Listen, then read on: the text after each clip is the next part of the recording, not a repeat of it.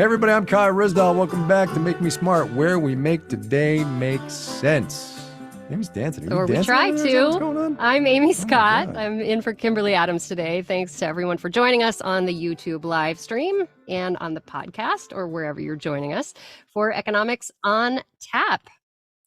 We're going to do a little news, then we're going to do a little half full, half empty, and then we will move on about our day. Amy Scott, what are you drinking, if anything? I am drinking. Well, I'm about to. It's a little Columbia Valley Chardonnay because I'm feeling fancy. And honestly, that's all we had in the fridge. So cheers. How about you?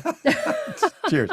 So I'm, as we were talking about before we turned the microphones on, I'm doing a blind beer this afternoon. So I've gotten many an email from the people who represent Firestone Brewery, which is a brewery here in California. And they said, hey, we've got a new beer coming out. It's called Hopnosis IPA.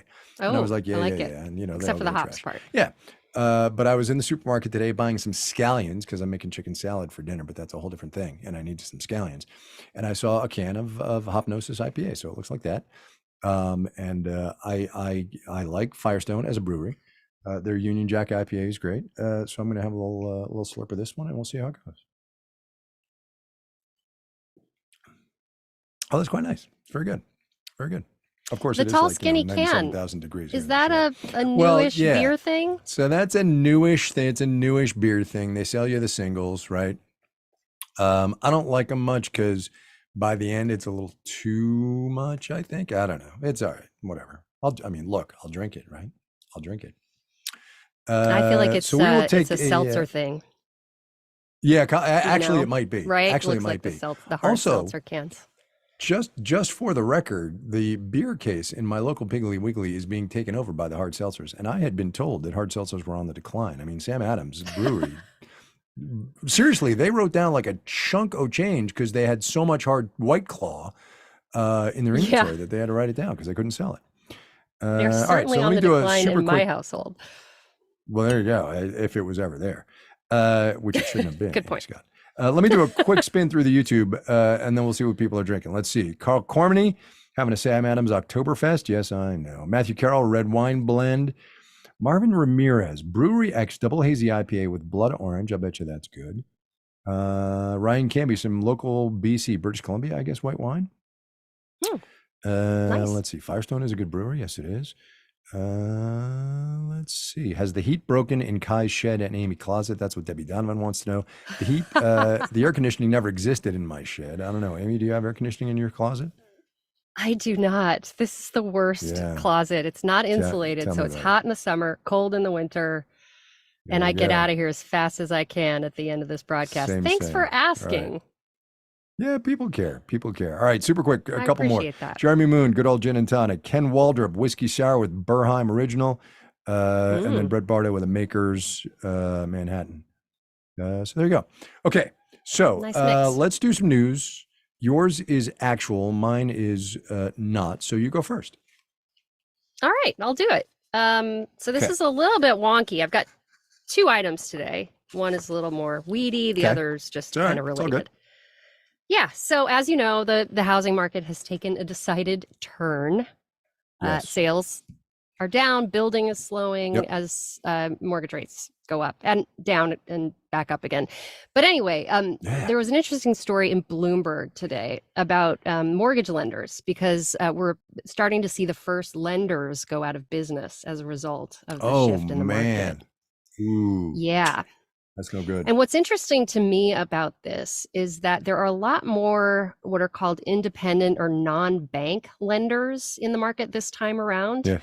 After the housing market crash that we lived through and reported on in the financial crisis, banks really pulled back their mortgage lending. And it took a long time to recover. And that made room for independent lenders like Quicken and PennyMac and Loan Depot, all these names that are advertising all over the place. And the problem with that, or I guess the risk, is that banks are required to have a lot more capital to cover losses. They have a lot of other business like deposits to keep them afloat. They have emergency programs from the Fed that they can tap into if they run into trouble. Non-bank lenders don't have those resources, and they tend to be more thinly capitalized. They have less of that, reserve to absorb losses. So they're more vulnerable in a situation like we're in now, where suddenly loans that they made at lower interest rates aren't as valuable. That's what happened with a company called First Guarantee, which failed after making loans that then dropped in value before it could package them and sell them to investors. And then the company had trouble making new loans at these higher rates. That company filed for bankruptcy, and then another company called Sprout Mortgage said it was shutting down last month. And, a couple caveats here. These were lenders that specialized in riskier loans that aren't backed by Fannie and Freddie, Fannie Mae and Freddie Mac. And overall, the mortgage market is just way healthier than it was in, 2006, 7, and 8. So nobody's predicting anything like, this is not like super worrying, but the story does suggest that we could see more failures and certainly a lot of layoffs in the mortgage industry, just as, refis and applications for new loans dry up. So that's number one. Yeah. Sorry, let's just interject here for a second. Wait, because as soon as you said mortgage lenders start going bankrupt or going out of business, my mind, just because I've been doing this for a long time, flashes back to Countrywide Financial in the beginning of the financial crisis, 2007, 2008, and mortgage lenders, they're going bankrupt. And it's really important to point out, as you did, this is not that. This is not that. It's really different. But mortgage lenders have had a really good run the last several years. So it is significant that, the market has changed. And of course, there's going to be pain. On a related note, I saw a really interesting chart today from John Burns, who's a real estate consultant I follow on Twitter. And it showed that 73% of outstanding mortgages right now have a rate lower than 4%. So the vast majority of people with a mortgage right now are paying less than 4%. The current is, I think, 5.13 for a 30-year fixed.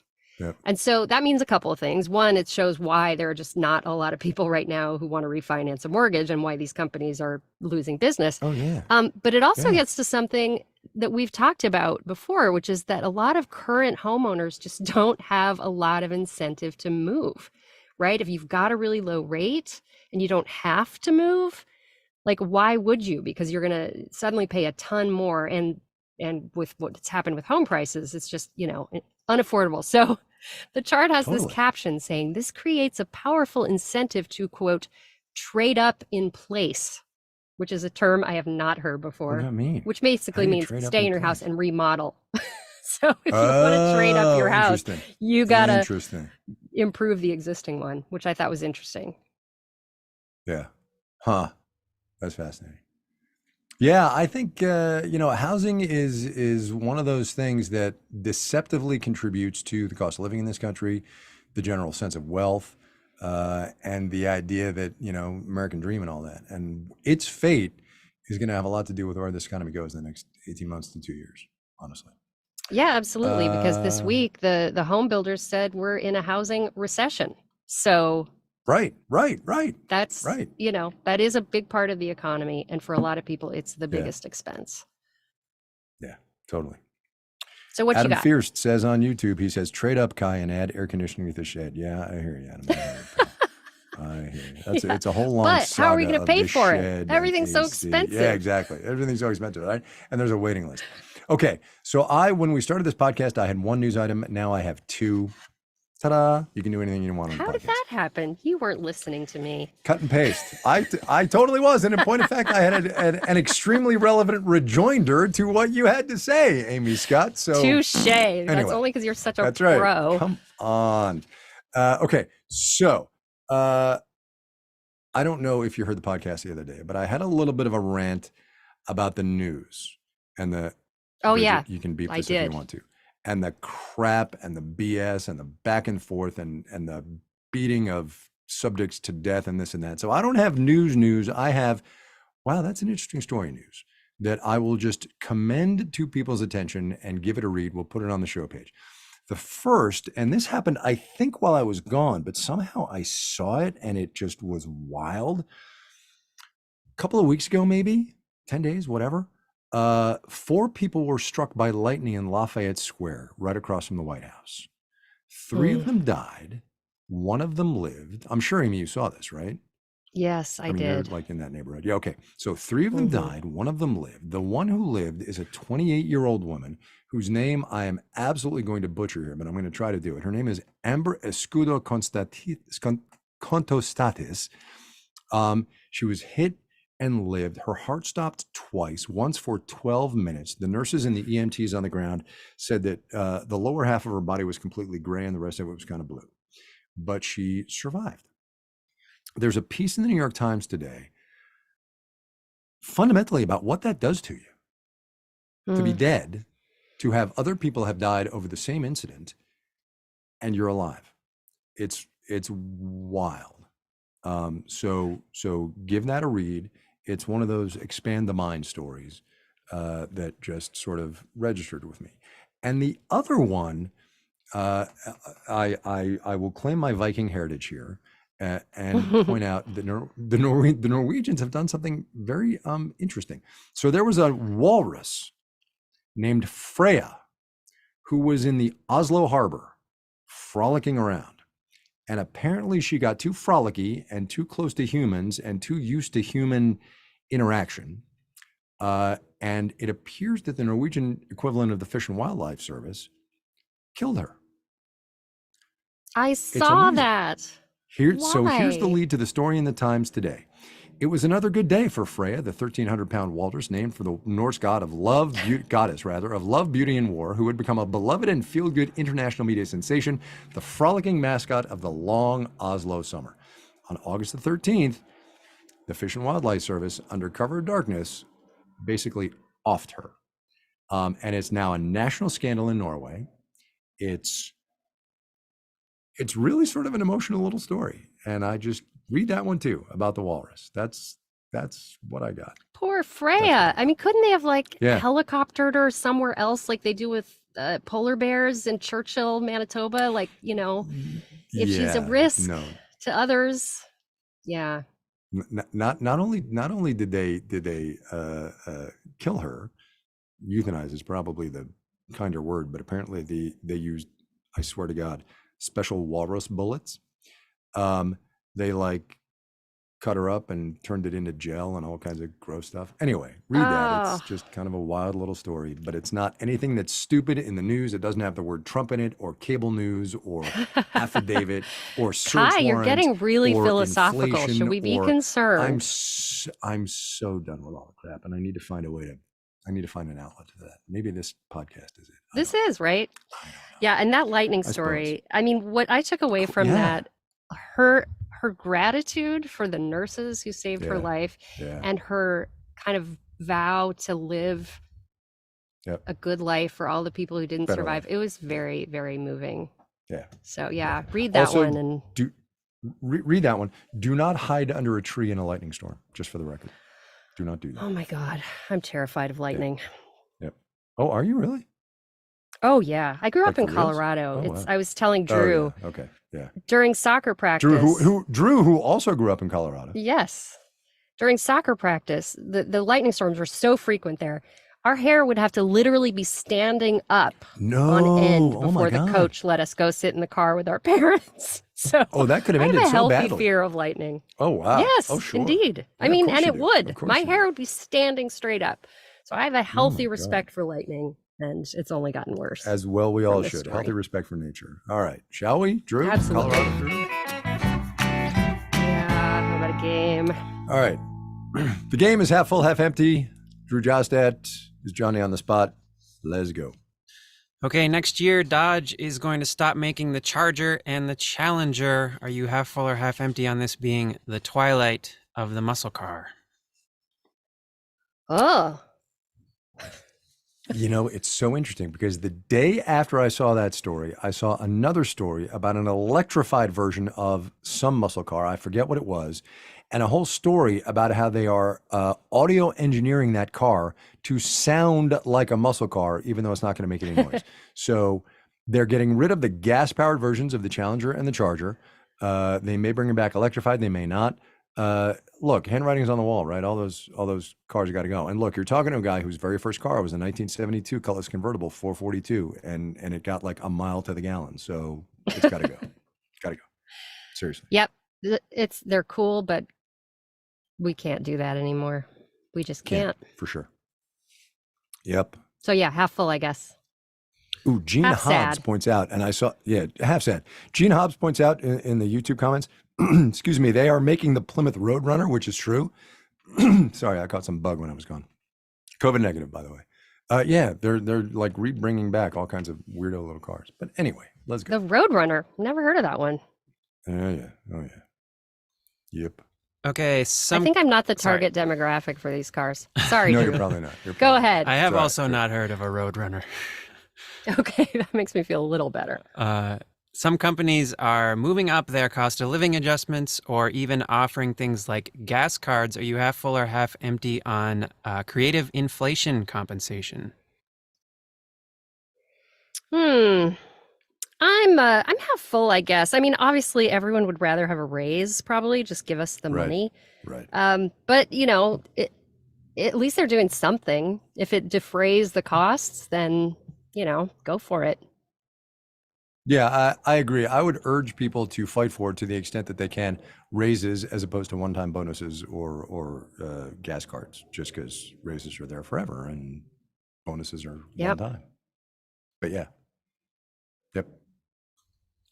Are you half full or half empty on store brands? Oh my goodness. Okay, well, there must have been some news about this that I missed.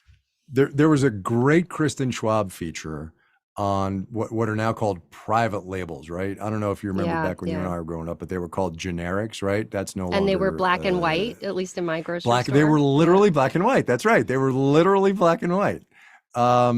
Yeah, now they're called private label, and it's like Costco's Kirkland and Whole Foods 365. Look, whatever consumers can do to get whatever they want for cheaper, yes, let's do that. Half full. Yeah, although when I was a kid, I was definitely half empty because I was embarrassed when I brought the generic Kleenex to school and everybody else had like Puffs Plus or whatever, Now I wish I could go tell that kid, like, get over it. I hear you, sister. But yeah, now I'm half full for sure because I'm the one paying for it. Yeah, sorry, super quick story. I was on a ferry from Buenos Aires to Colonia de San Francisco Colonia de Sacramento or San Francisco, I forget, over in Uruguay. Anyway, the opposite coast. And they had, for some reason, of course, for business reasons, they had a duty-free shop on this ferry that went internationally. And it's an hour-long ferry ride, and I'm killing time and blah, blah, blah. So I'm wandering around, and I go through the duty-free shop. And in the duty-free shop are Kirkland brand huge bags of M&Ms and cashew peanuts and all kinds of weird stuff. Kirkland, of course, is the Costco brand. It was the weirdest thing. I was like, how the hell did this get down to Argentina? It was wild. Wow. Do you think it's a black market or do they actually have a business down there? That's so interesting. They must have some distribution deal, right? Because while there are many black markets in Argentina, up to and including for their currency, I don't think the ferry system is running that. But what the hell do I know? Yeah. Anyway. Okay, half full or half empty on automatic college admissions? Whoa. Automatic. So this is a story that Stephanie Hughes did for Marketplace this week about how some schools are doing away with the rigmarole of actual college application processes, the essays and the recommendations and the thises and the that's, which, as you will discover in due time, Amy Scott, is a flapping nightmare. And just looking at grades and maybe test scores and saying, yeah, you're in, or no, you're not.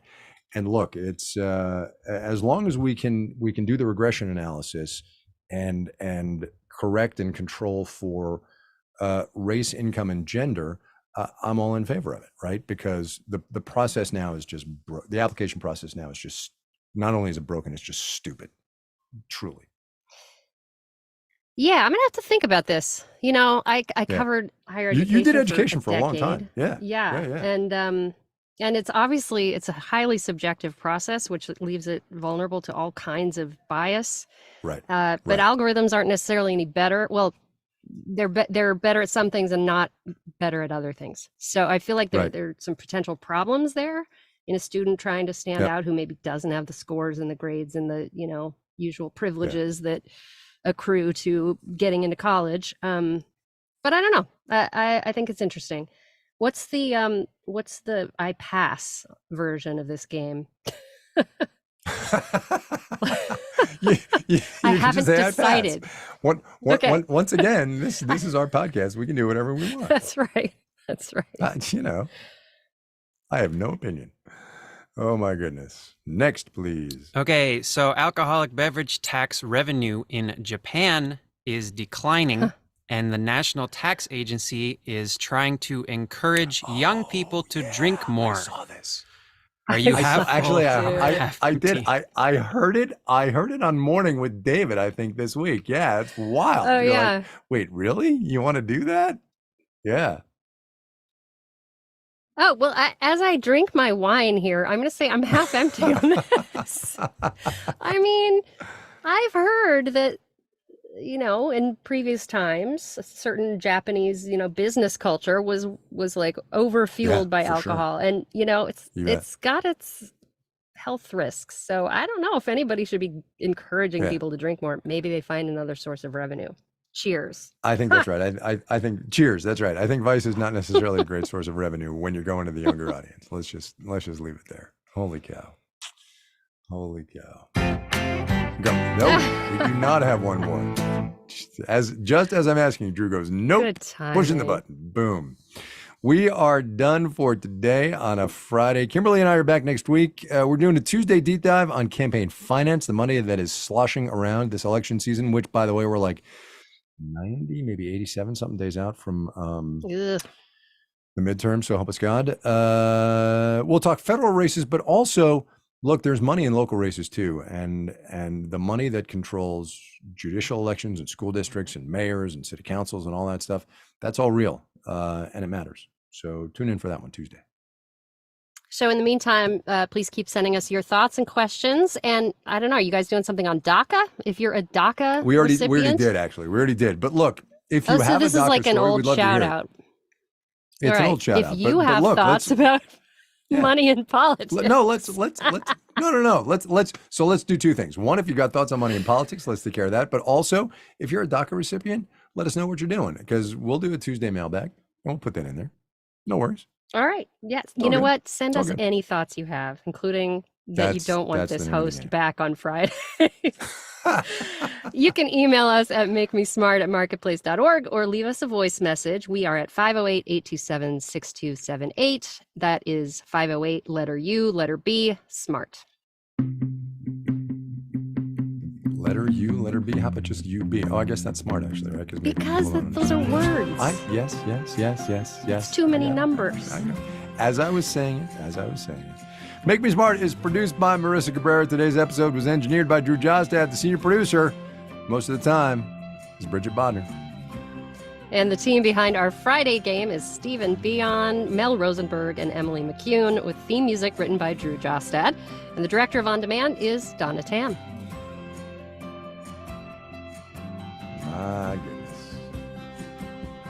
My goodness. It's getting sweaty in here. Right. I got to get the hell out of this shit. Can I just say that?